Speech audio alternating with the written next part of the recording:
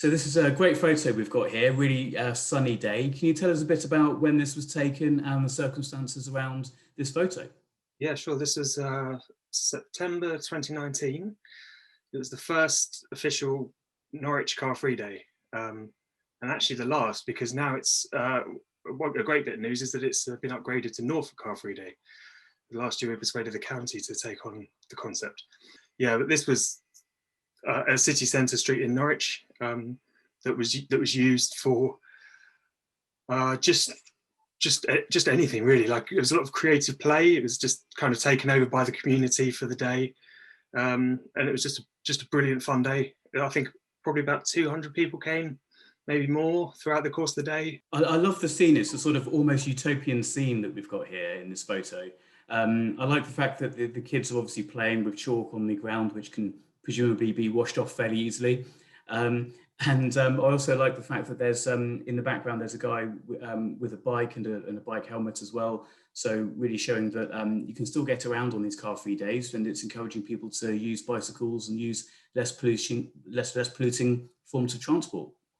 Yeah, absolutely. That's obviously one of the main aims, is to show how the spaces could be without cars, and how they can be, spaces for creativity and play, but also for just sustainable travel, like active travel, cycling and wheelchairs and walking.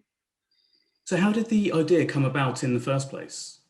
I started the campaign Car-Free Norwich mainly out of frustration. I didn't see that enough was being done as a result of the Dieselgate scandal. And I have quite bad lung disease, so I'm personally affected by air pollution.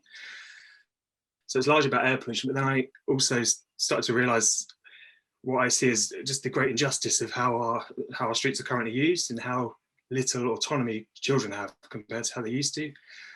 And how, basically, cars have gradually, the number of cars we have is just millions more than there were even 30 years ago. Obviously, the relationship with climate as well. Yeah. Yeah, and you'd seen car-free days being done in other cities, other places around the country, is that right? I think London had one at the time. I think even somewhere like Bath had one, but quite a while ago. There weren't many regular ones, to be honest, but there is a World Car-Free Day on the 22nd of September every year. So when I found out about that, I just thought it's such a logical thing for Norwich to have, because Norwich is quite a green and progressive city. I didn't understand why we didn't have one already, so then I started pushing for one. A lot of people generally see the streets these days as just somewhere to store cars, especially residential streets, whereas they used to be somewhere to socialise, to amble, to just chat with your neighbours, and somewhere for the kids to play as well, quite freely. And they're just not really safe for that anymore.